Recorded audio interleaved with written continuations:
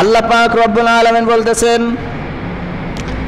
ইয়া আইয়ুহাল্লাযীনা আমানু, হে ঈমানদারগণ, আতিউল্লাহ ওয়া আতিউর রাসূল, তোমরা আল্লাহ এবং আল্লাহর রাসূলের অনুগত করো। ওয়া উলিল আমরি মিনকুম, এবং তোমাদের আমির যারা আছে, তোমাদের নেতা যারা আছে, ওই নেতাদের কথা মতো চলো। আমি এই কথা বলেছিলাম, নেতা হতে হবে ইসলামিক নেতা, নেতার আদর্শ হতে হবে নবীজির আদর্শের মতো, নেতার আদর্শ হতে হবে আল্লাহর রাসূলের দেখানো পথের মতো। নবীজির সুন্নাত যদি নেতার ভিতরে থাকে, নবীজির আদর্শ যদি নেতার ভিতরে থাকে, আল্লাহ এবং আল্লাহর রাসূলের কথা যদি আমাদেরকে অর্ডার করে, ওই অর্ডার শোনা আমাদের জন্য ফরজ। আর যদি আল্লাহ এবং আল্লাহর রাসূলের কথার বাইরে যদি কোনো অর্ডার করে, আল্লাহর রাসূলের যদি অনুগত না হয় ওই নেতা যদি আল্লাহর বিরুদ্ধে কোনো কথা বলে, আল্লাহর বিরুদ্ধে যাওয়ার জন্য যদি কোনো আদেশ করে, ওই নেতার কথা শোনা হারাম, ওই নেতার কথা শোনা যাবে না, ওই নেতার পিছেই তো ঘোরা যাবে না। আমরা এতটুকু আলোচনা শুনেছিলাম গত জুমায়। আজকে এরপরে আল্লাহ পাক রব্বুল আলামিন কি বলতেছে দেখেন। আল্লাহ পাক রব্বুল আলামিন বলেন, ফাইন তানাযাতুম ফি শাইইন ফারুদ্দুহু ইলাল্লাহি ওয়ার রাসূলি ইন কুনতুম তুমিনুনা বিল্লাহ যালিকা খায়রুন ওয়া আহসানু তা'ওয়িলা। আল্লাহ পাক রব্বুল আলামিন বলতেছেন, ও দুনিয়ার মানুষ, তোমরা যদি কোনো মত নিয়ে দ্বিধাদ্বন্দ্ব পড়ে যাও, তোমরা যদি কোনো মত নিয়ে একে অপরের সাথে সংঘর্ষ হয়, কোনো একটা মত নিয়ে যদি তোমাদের একে অপরের সাথে বিরোধ হয়, একটা মাসআলা নিয়ে তোমাদের যদি কোনো বিরোধ হয়, মত পার্থক্য হয়ে যায়, তাহলে তোমরা কি করবা? তোমরা ডাইরেক্ট চলে আসো ইলাল্লাহি ওয়ার রাসূলি, আল্লাহ এবং আল্লাহর রাসূলের দিকে। তোমরা যেই মত নিয়ে দ্বিধাদ্বন্দ্বে পড়ে গিয়েছো, ওই মত নিয়ে আর কথা বাড়িও না, ওই মত ওই জায়গাতে রেখে দাও। তোমরা আল্লাহ এবং আল্লাহর রাসূলের দিকে চলে আসো। যদি তোমরা ঈমানদার হও, ইন কুনতুম তুমিনুনা বিল্লাহ, তোমরা আল্লাহ এবং আল্লাহর রাসূলকে যদি বিশ্বাস করে থাকো, আখিরাতকে যদি তোমরা বিশ্বাস করে থাকো, তাহলে তোমরা আল্লাহ এবং আল্লাহর রাসূলের দিকে ঘুরে যাও। আল্লাহ এবং আল্লাহর রাসূল কি বলেছে, এই জিনিসটা দেখে তোমরা ফয়সালা করে নাও। এই কাজ যদি তোমরা করতে পারো, যালিকা খায়রুন ওয়া আহসানু তা'ওয়িলা, আল্লাহ পাক বলতেছেন এটাই হলো তোমাদের জন্য সর্বোত্তম কাজ, এইটাই হলো তোমাদের জন্য সর্বশ্রেষ্ঠ। তোমরা যদি কোনো মত নিয়ে দ্বিধাদ্বন্দ্বে পড়ে যাও, কোনো মাসআলা নিয়ে দ্বিধাদ্বন্দ্বে পড়ে যাও, তাহলে তোমরা আল্লাহ এবং আল্লাহর রাসূলের দিকে চলে আসো। আল্লাহ এবং আল্লাহর রাসূল কি বলতেছে এই ব্যাপারে, তোমরা এটা শুনো। এই জিনিসটা শোনার ব্যাপারে আমরা কিন্তু সবাইকে ঐক্যমত হতে হবে। আল্লাহ এবং আল্লাহর রাসূল কি বলতেছে এই কথা আমাদেরকে মানতে হবে। যদি আমরা না মানতে পারি, আমাদের অবশ্যই খবর আছে না নাই বলেন? এই ব্যাপারে আল্লাহ পাক রব্বুল আলামিন জানিয়ে দিলেন। আল্লাহ পাক রব্বুল আলামিন বলেন, আলাম তারা ইলাল্লাযীনা ইয়াজউমুনা বিমা উনজিলা ইলাইকা ওয়া মা উনজিলা মিন ক্বাবলিকা ইউরিদুনা আন ইয়াতাহাকামু ইলাত তাগুতি ওয়া ক্বাদ উমিরু আন ইয়াকফুরু বিহি ওয়া ইউরিদুশ শাইতানু আন ইউদিল্লাহুম দালালাম বাঈদা। আল্লাহ পাক রব্বুল আলামিন বলেন, আলাম তারা ইলাল্লাযীনা ইয়াজউমুনা, হে নবী আপনি কি তাদেরকে দেখেন নাই যারা নিজেরা দাবি করে যে আমরা মুসলমান, আমরা এক আল্লাহকে বিশ্বাস করি, আপনার উপর ঈমান এনেছি।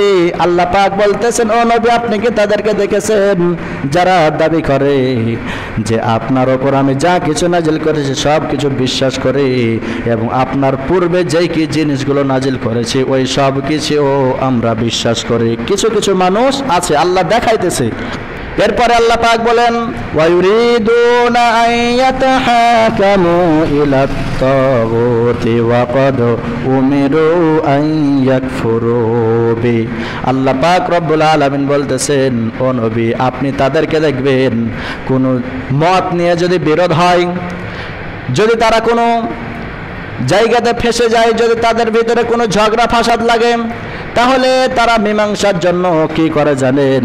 আপনি নবী আপনার কাছে আসবে না, ওই বান্দাগুলো ইলাত তাগুত, ওই বান্দাগুলো শয়তানের কাছে যাবে, ওই বান্দাগুলো তাগুতদের কাছে যাবে, ওই বান্দাগুলো মুশরিকদের কাছে যাবে, ওই বান্দাগুলো কাফের বেঈমানের কাছে যাবে, কিন্তু নবী আপনার কাছে আসবে না। কারণ তারা এটা ভালো করে জানে যে নবী আপনার কাছে যদি তারা আসে তাহলে ন্যায় বিচার হবে।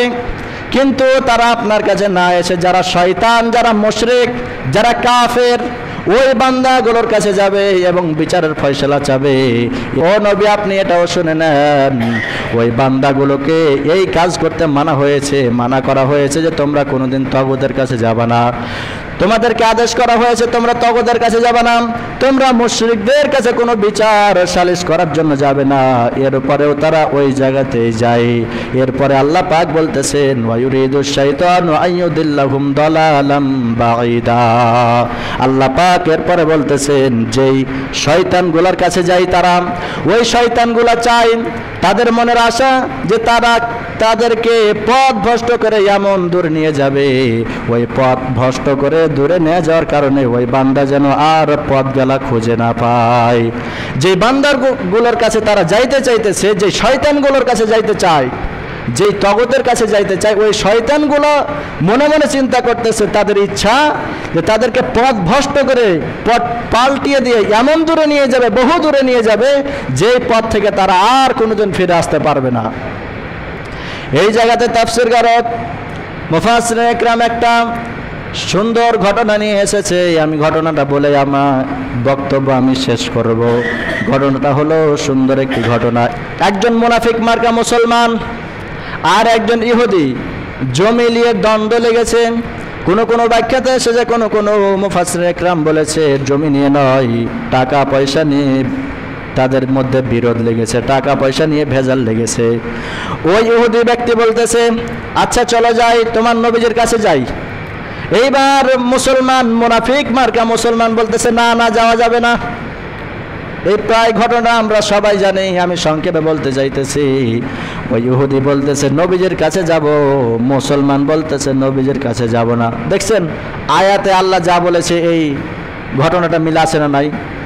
ইহুদি বলতেছে নবীজির কাছে চলো, কারণ নবীজি সবসময় ন্যায় বিচার করে।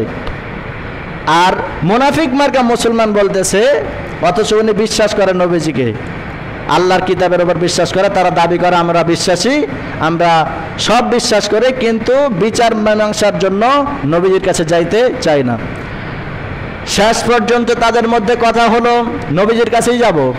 ইহুদির মনে মনে ধারণা যেহেতু আমার জমি আমার পক্ষে রায় আসবে, মুনাফিক মার্কা মুসলমানের ধারণা যেহেতু আমি মুসলমান নবীজি আমার পক্ষেই রায় দিবে। এইরকম করে যখন তারা মনের ভিতরে চিন্তা চেতনা নিয়ে চলে গেল নবীজির কাছে, নবীজির কাছে যাওয়ার পর নবীজি সব ঘটনা শুনলেন। ঘটনা শোনার পর ইহুদির পক্ষে রায় দিয়ে দিলেন, মুসলমানের বিপক্ষে রায় দিলেন। মুসলমানের এটা মন বেজার, আগে থেকে জানতো যে রায় মনে হয় আমার কাছে আসবে না। এই ব্যক্তি কি করেছে, না এটা আমি বিচার মানি না, চলে গেল সোজা ওমরের কাছে। ওমরের কাছে যাওয়ার পর ওমর তো জানেন কেমন করা মার্কা মুসলমান, কেমন করা সাহাবী ছিলেন, তার মেজাজ সম্পর্কে তো জানেন। ওই মুনাফিক মার্কা মুসলমান হযরত ওমরের কাছে যখন বিচার নিয়ে চলে গেলেন, বিচার নিয়ে যাওয়ার পর ওমরকে বলতেছে ও ওমর আমাকে একটা ছানি বিচার করে দেন। ছানি বিচার মানে দ্বিতীয় বিচার। বলতেছে ছানি বিচার মানে কি? এর আগে কোথায় গিয়েছিলাম বলো? বলেন নবীজির কাছে গিয়েছিলাম। আমি মুসলমান, আমার পক্ষে নবীজির রায় না দিয়ে কেন ইহুদের পক্ষে রায় দিল? ওমর চিন্তা পড়ে গিয়েছেন, হাই রে হাই, এ কি কয়, নবীজির বিচার মানে না, কেমন মুসলমান? দাঁড়াও আসতেছি। ওমর বলতেছে দাঁড়াও আসতেছে, বিচার করে দিতেছি। এর পরের অংশ কি সবাই জানেন, ইহুদের না যে মুসলমান কল্লা নাই। আমরা সবাই জানি না যে একটা তরবারি নিয়েছে, একেবারে গলা বরাবর দিয়ে দিয়েছে, আর গলা নাই। কয়েছে যে ওমরের বিচার এরকমই। বলতেছে নবীজির বিচার মানো না, আর তুমি এই জায়গাতে এসেছো বিচার নেওয়ার জন্য।